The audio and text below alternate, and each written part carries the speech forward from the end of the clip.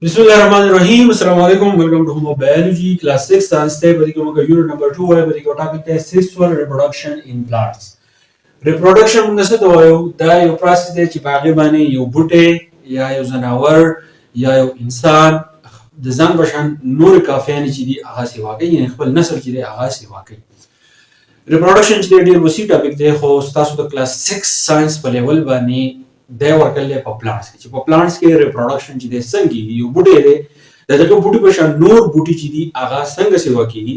ماشومان دا خبره به ستاسو په ذهن کې وي چې مونږ تخم راوالو، تخم مونږ په ځمکه کې وکرو، د هغې نه نوی بوټی راځي، یا چې دی مونږ قلمونه کوو، د هغې قلمونو د وجې نه یو نوی بوټی چې دی هغه پیدا کېږي. په ریپروډکشن باره کې دا خبرې دې یاد ساتئ. ستاسو په کتاب کې دا پیراګراف ورکړلی دی، په دې کې ستاسو یو کوېسچن کوي چې ډو یو لایک ټو ګرو پلانټس. وایي تاسو پلانټس ګرو کول خوښوئ که نه؟ تاسو بوټي نالول خوښوئ که نه؟ تاسو چې کله بوټی نهال کوئ دا بوټی بیا لویږي، تاسو په خپلو سترګو باندې وینئ. آیا دا ستاسو خوښ وي او که نه؟ ولې؟ چې بوټی موږ له اکسیجن راکوي، بوټی موږ له چې دی خوراک راکوي، بوټی چې دی موږ له ښکلا راکوي، د بوټي د وجې نه زموږ ماحول چې دی هغه صفایي. وایي دا ستاسو خوښ وي او که نه؟ بیا تاسو ته څه وایي چې have you grown any seedling. وایي تاسو وړوکی بوټی نهل کړی دی او که نه؟ تاسو یو بوټی راوالی هغه تاسو نهل کوي. سیډلینګ چې دی مونږ اشاره ده وړوکي بوټي ته. آیا تاسو چې د وړوکي بوټی نهل کړلی که نه؟ د دې خبرې مقصد څه دی؟ د دې خبرې مقصد دا دی چې تاسو یو بوټی وینئ، بوټی تاسو نهل کوئ، دا بوټی بیا لوی شي، پکې تاسو ګلونه وینئ، پکې تاسو میوې وینئ، چې دا ټولې خبرې ستاسو مخې ته راغلي او که نه؟ بیا تاسو ته څه وایي چې all flowering plants can be grown from seeds. څونه flowering plants دي؟ flowering plants موږ دې ته وایو هغه plants، هغه بوټي زیاتره چې پکې ګلونه پیدا کېږي، پکې میوې پیدا کېږي، پکې seeds پیدا کېږي. can be grown from seeds. تاسو ته پته ده دغه flowering plants چې دي وایي دا د څه نه لویږي؟ دا د seeds نه لویږي، تخمونو نه. موږ تخم وکرو او دا چې دی زموږ سره راوخېږي. یاد ساتئ څونه flowering plants چې دي دا راخېږي د څه نه؟ دا د seeds نه راخېږي. زیاتره بوټي به تاسو په دې غرونو کې وینئ دا خو مونږ کرو نو، بس نیچرلی چې دی هغه دا راخېږي، یا مونږ نهالو بوټي چې دی هغه مونږ نهالو، د هغې نه چې دی نوي نوي کومې ونې چې دي هغه چې دی لویږي، خو د هغې د سیډ ضرورت چې دی خاص نه راځي. زیاتره چې موږ قلمونه کوو، لکه زه مثال ورکړم د سپیردارو، مونږ چې دی د هغې نه ککي کټ کوو، هغه مونږ نهال کوو، د هغې نه سپیردار راخېږي. خو زیاتره چې کوم فلاورینګ پلانټس دي، کوم چې تاسو له میوې درکوي، دا د څه نه راخېږي؟ دا د سیډز نه راخېږي. بیا پکې څه دي چې sexual reproduction involves the fusion of male and female gametes. ماشومانو د خبرې باندې ځان پوه کړئ. په دې کې راغلي male and female gametes، لکه څنګه چې زموږ سره هیومنز دي په کې د میل او د فیمیل ضرورت راځي، دغه شان د میل او فیمیل په بوټو کې نه، خو داسې حصې پکې موجود دي په دې بوټو کې چې هغې ته موږ میل او فیمیل gametes چې دي هغه ته موږ وایو. په دې ډایګرام کې به تاسو ته ووایم sexual reproduction چې په بوټو کې کېږي پکې د میل او د فیمیل gametes چې دي هغه پکې شامل دي. اوس دغه gametes څه ته اشاره کوي؟ د میل gametes are inside pollen grains. زموږ سره چې کوم میل gametes دي په دې کې ځان پوه کړئ چې وایي میل gametes چې دي پکې څه شامل دي؟ پکې دغه میل gametes په څه کې دننه دا په pollen grains کې دننه، and female gametes are present in ovule. په دې باندې ځان پوه کړئ. ماشومان خبره چې تاسو یو ګل ته خیال کړئ، د ګل په منځ کې داسې ډنډرې هدلې، د دې ډنډرو له پاسه باندې دلته کې وړوکي وړوکي دانې، دغې ته چې دی مونږ پولن ګرینز وایو. دا پولن ګرین چې دا یو پټ دی، خو په دې کې دلته کې دننه چې زموږ سره کوم څیز پروت دی هغه سړی دی. بیا چې زموږ سره کوم فیمیل دی، نو فیمیل زموږ سره د ګل دا کوم منځ چې دی دا پړسېدلی، نو هغه که موږ وګورو هغه موږ ته په شکل باندې چې دی داسې ښکاري. نو زموږ سره فیمیل کم ګیمټ یا زموږ سره کم فیمیل کم حصه چې هغه زموږ سره په دې ځای کې چې دی هغه پرته وي، نو دغه فیمیل ګیمټس ته موږ څه وایو؟ موږ اویول وایو. میل ګیمټس چې دی دا په کوم ځای کې؟ دا په پولن ګرین کې. دا پولن ګرین کوم ځای؟ زموږ سره چې کوم مین پارټ دی دا پولن ګرین دی، دا یو پټ دی، په دې کې میل ګیمټ چې دی پروت دی.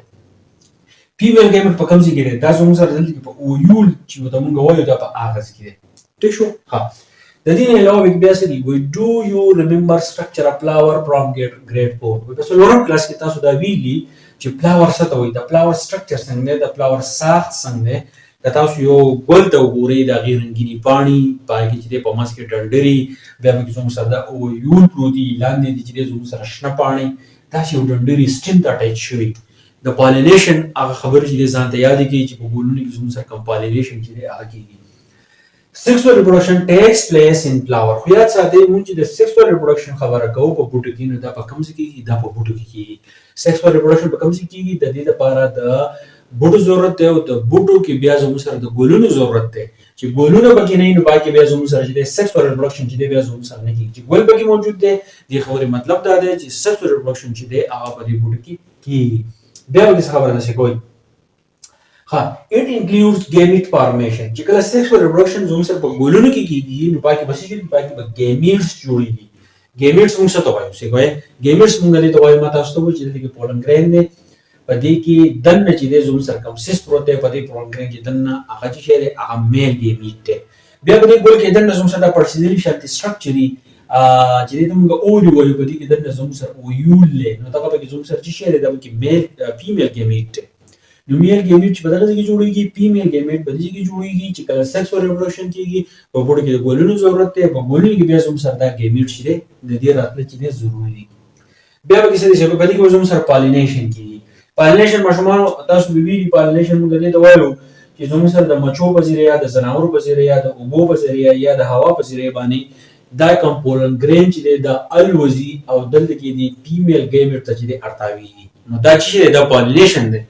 بیا زموږ سره فرټیلایزیشن کیږي. فرټیلایزیشن موږ څه ته وایو چې دلته کې دا پولن ګرین چې دا زموږ سره راغی دلته کې اوري کې اویول د چې زموږ سره ارتاو شو دی اوري د ارتاو شو د دوړه میلاو شو نو دا چې دا فرټیلایزیشن دی. بیا سیډ فارمیشن چې کله فرټیلایزیشن وشي بیا زموږ سره څه کیږي دلته کې چې سیډ به جوړیږي یو تخم چې دی هغه به جوړیږي او دا غن علاوه ان سیډ ډیسپرسل او بیا دا سیډ ډیسپرس کیږي. چې کله سیډ ډیسپرسی مطلب خواره واره شي د نیچرل طریقه باندې یا آرټیفیشل طریقه باندې دا غیر منیونی بوټي چې دی هغه راځي. اوس دا لایف سایکل تاسو وګورئ لایف سایکل اپلاور یا لایف سایکل پلانټ تاسو لرګړی څه کوی زموږ سره یو سیډ دی تخم دی دا ما بس مکه کې نه حل کو مشمار به خبر ځان کوی یو سیډ دی تخم دی دا ما بس مکه کې نه حل کو د دې نه چې راغلی د دې نه یو چې دی بوټي راغلی. اوس دا بوټي چې دی په دې بوټي کې چې په دې بوټي کې ګل دی زموږ سره دا کوم رنگینی پاڼې چې دي ته چې مونږه پیټل چې دی هغه ته وایو د دې نه لاندې د کې سپر چې دی هغه لګېدلی د دې ګل په دې مس کې دا ډنډري خدي لپاسه به دانی تاسو ته ما وایي دا به کې میل حصہ دا پولن ګرین دی په دې کې د میل ګیمیټ ټیک شو. وس د دې نه بیا زموږ سره پالینیشن کی پالینیشن ما تاسو ته یو مچۍ رااله هغه به دې دانو باندې لپاسه کې نستا د دې نه چې دی نیکټر راکاږي خوږی وب چې دی هغه راکاږي د ګبینه مچۍ یا زموږ سره بل کم انسیکټ شو د دې بوټي چې خوږی ورکاږي دا دانی دغه په جسم پورې چې دی ون خلیزي کوی پرس کدا زموږ سره انسیکټ په دې خبر باندې چې ځان پوه کوي کوي پرس کا دا زموږ سره انسیکټ دا راغی د په دې باندې چې دی کیناستو چې کله دې په دې باندې کیناستو دا دانی په دې پورې ون خلی دی بیا بل بوټي تلل یا په دې شته بوټي کې تناسته نو دا دانی رالی دا دلته کې زموږ سره کوم اوري چې دا کوم فیمیل پارت چې دی دا دلته کې دی راتاویږي دا یو دانه پرس کا زموږ سره رااله د دې وګت پروسس دی او دا دلته کې نه راځي دلته کې ورکاوټ دا داسې یو ټیوب چې دی هغه جوړي او دلته کې چې دی فیمیل کوم اویول چې دی هغه ته ځان رسي او بیا زموږ سره چې دی سیډ جوړیږي نو دا زموږ سره چې د لایف سایکل اف فلاور چې دی یا لایف سایکل اف پلانټ چې دی هغه زموږ سره په دې طریقه باندې چې دی یي نو څه کوی سیکسوال ریپروډکشن چې دی څه ته سیکسوال ریپروډکشن زموږ سره دا دی چې په دې کې یو بوټي دی پکې د فلاور ضرورت دی په فلاور کې میل ګیمیټ یا فیمیل ګیمیټ چې په یو فلاور کې کېدای شي یا میل ګیمیټ یا فیمیل ګیمیټ په مختلف فلاور کې چې هم کېدای شي ټیک شو.